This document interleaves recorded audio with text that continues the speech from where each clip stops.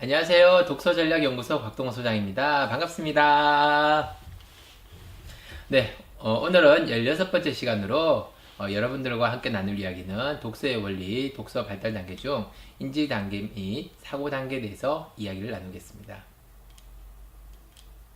자, 지난 교육 내용을 잠깐 살펴봐야 되겠죠. 지난번에는 총 5개 단계 중 친밀성 단계, 인지 단계, 사고 단계, 표현 단계, 창조 단계 이 5개 단계 중 친밀성 단계에 대해서 이야기했습니다.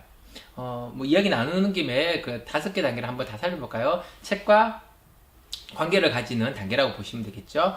친밀성 단계, 책과 친해지는 단계죠. 친밀성 단계, 책을 친해졌으면 어떻게 해야 되죠? 책의 내용을 파악해야 되겠죠. 인지 단계. 파악했으면 끝인가요? 아니죠. 책에 대한 그 인지한 내용을 가지고 생각할 수 있는 사고 단계. 그리고 사고한 것을 어떻게 해야 된다? 말로서 글로서 표현한 표현 단계. 그리고 표현한 정보들을 베이스로 해서 새로운 것을 창조하는 창조 단계. 이렇게 5단계가 있다고 말씀드렸습니다. 이걸 조금 더 외우기 쉽게 이야기해서 어떻게 한다? 성인 남녀들이 어떤 그런 결혼에 이르는 과정을 한번 생각해 보시면 되겠죠. 친해지고 서로에 알아가고, 그리고 이 사람과 뭐 결혼할지 말지 이렇게 생각하는 단계, 그리고 뭐 꽃을 주고 프로포즈하는 단계, 결혼하는 단계, 그 표현 단계죠. 그래서 새로운 것을 창조하는 창조 단계. 그죠? 자, 친밀성 단계에서는 친밀성을 판단하는 기준이 있다고 그랬습니다. 상, 중, 하. 여러분들은 상, 중, 하 어느 단계였죠? 예, 단계가 중요한 것이 아니라 자기 수준을 파악하는 게 중요합니다. 그리고 나서 그것을 보완할 수 있도록 책과의 지속적인 관계를 유지하는, 긍정적인 어떤 접촉을 유지하는 것, 그것이 더 중요하다고 말씀드렸습니다. 기억나시죠? 네, 오늘은 독서 발달 단계 중 인지 단계와 사고 단계에 대해서 이야기해 보겠습니다. 인지 단계는 아까 말씀드렸듯이 책의 내용, 즉 책에 담긴 정보를 파악하는 단계라고 보시면 되겠죠. 자, 저자가 글을 쓸 때 어떻게 쓴다고 그랬습니까? 저자는 전달하고자 하는, 독자에게 전달하고자 하는 메시지가 있습니다. 그죠? 그 메시지를 먼저 설정하는 게 중요하고요. 그 다음 그 메시지를 설정한 것을 쉽게 풀기 위해서 구성을 잡죠. 발단, 전개, 위기, 절정, 결말, 또는 서론, 본론, 결론, 아니면 인과적인 관계를 배열하거나 시대적 순으로 나누거나, 뭐 하여튼 여러 형태로 구성을 잡습니다. 그렇게 구성을 잡으면 그 구성에다가 하나씩의 어떤 핵심 정보를 담겠죠.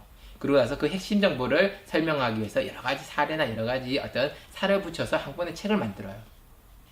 그럼 독자들은요, 책을 읽으면서, 책에 있는 글자를 읽으면서 1장, 2장, 3장 이 여러 가지 장 중에서 각 장마다 핵심 정보들을 파악하는 거죠.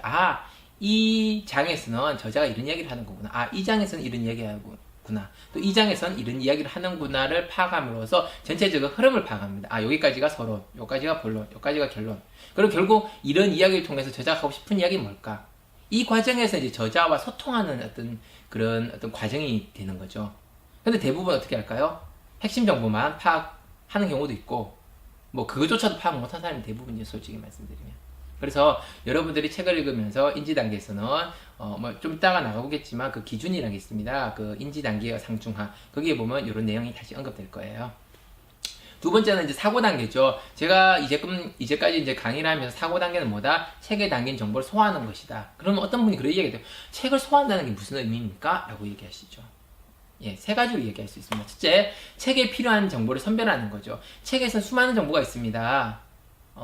근데 이제 그 수많은 정보들 중에서 본인이 필요한 정보가 있을 거예요. 뭐 통상 저는 이제 책을 이해할 때는 우선은 뭐 저자와 또 소통을 하면서 저자가 그 내용에 대해서 어떤 핵심이 무엇인지를 조금 더 이렇게 깊이 있게 알려고 노력하지만, 어떤 분들은 그런 게 아닐 수도 있어요. 내가 이 책을 통해서 내가 실천할 방법 한 가지만 가져가겠다. 그러면 필요한 그런 정보들만 선별하셔가지고 정리하시면 돼요. 그게 이제 사고의 하나의 어떤 그런 소화 과정의 하나이고요. 또 두 번째는 선별된 정보들을 기억과 적용이 가능토록 가공을 하는 거죠. 다시 말해서 저자가 책에서 여러 가지를 이야기했습니다. 근데 이걸 내가 분명히 좋아. 근데 머릿속에다가 그냥 무작위로 그냥 외우면 될까요? 아니죠. 그것을 뭐 도용화시킨다거나 아니면 요약 정리를 한다거나 자기만의 어떤 그런 기억법으로 심플하게 만드는 과정이 있습니다. 이거는 이제 독서보다는 솔직히 학습에 많이 사용하는 방법이죠. 그래서 자기가 기억이 용이하도록 할 수도 있고요. 아니면 이제 독서할 때는 이제 이것을 적용 가능하도록 실천 가능할 수 있도록 변형하거나 아니면은 자기 어떤 삶과 좀 연계되게 잘 이제 정리를 하는 과정을 이제 저희는 적용이 가능토록 가공을 한다고 이야기합니다. 마지막으로 가공된 정보들, 뭐 기억을 하기 위해서든 아니면은 뭐 적용하기 위해서든 그 가공된 정보들을 내 삶과 이제 구성하는 과정이죠. 아무리 좋은 정보가 있고 아무리 실천하기 좋은 내용이 있더라도 그 정보들이 나와 뭔가 삶에 적용이 안 되고 서로 어떤 그런 좀 차이가 난다면 실천이 어렵겠죠. 그래서 그런 부분을 조화롭게 만드는 것이 사고를 통한 소화 과정이라고 얘기할 수 있습니다. 자, 인지 단계죠. 책에 담긴 내용을 파악하는 거. 여기서는 사실 이렇게 뭐 제가 구성하고 핵심 정보들을 다 뽑았지만 책을 보시다 보면 콩자 파츠인데 콩자 파츠 보면 수많은 이야기를 하지 않습니까? 그러면 그 부분에서 핵심 정보들을 이렇게 정리를 하고 정리된 것을 따지면 뭐 여기서는 한 5개의 문장으로 뺐지만 뭐 선정하다 보면 10개, 20개도 뺄 수 있습니다. 그렇죠? 근데 20개 정도를 빼서 그냥 이렇게 전체적인 흐름을 파악할 수 있겠지만 그것을 조금 더 심플하게 구성, 발단, 전개, 위기, 절정, 결말로 딱 이렇게 구분을 해가지고 그 중에서 핵심 정보들을 이렇게 나열하니까 어떠세요? 이야기 전체적인 흐름을 파악하기가 쉽죠? 자, 이거와 비슷하게 인지 수준을 파악하는 단계가 바로 하단계에서 뭐냐면 각 장마다 핵심 정보를 파악하는 겁니다. 여러분들이 책을 읽고 나서 각 장마다의 어떤 핵심 정보들을 한 줄 또는 한 단어 뭐 그렇게 정리를 할 수 있다면 여러분들 인지 수준은 합니다. 중은요, 아까 보셨듯이 전체적인 발단, 전개, 위기, 절정, 결말 또는 서론, 본론, 결론 이렇게 나눌 수 있다면 여러분들이 사고 능력, 인지 능력은요 중이고요. 마지막으로 상은요, 저자의 메시지를 파악할 수 있으면 상이겠죠. 이 책처럼 콩자 파츠처럼 권선징악으로 딱 떨어지는 책들도 사실 있어요. 이런 건 찾기 쉬운데 사실은 이제 저자의 메시지는 책 전체에 녹아있는 경우가 많기 때문에 생각보다 찾기 어렵죠. 그나마 다행인 거는 목차나 아니면 머릿말 또 뭐 에필로그 같은 경우에도 가끔 가다 보면 저자의 메시지가 나와 있는 경우가 있어요. 그런 경우는 쉽습니다. 그렇지만 많은 책들이 책 전체에 녹아 있기 때문에 자기가 책을 읽고 핵심 정보와 구성을 통해서 추론을 통해 가지고 저자의 메시지를 찾아야 되는 겁니다. 자, 이런 인지 능력을 향상시키기 위해서는요, 각 장마다 핵심 정보와 파악과 그리고 그 구성을 한번 연결해 보시는 그런 훈련이 필요하겠죠. 그리고 연결된 정보를 통해서 저자의 어떤 메시지를, 저자가 전달하고자 하는 메시지를 추론해 보면서 여러분의 인지 능력을 향상시킬 수 있습니다.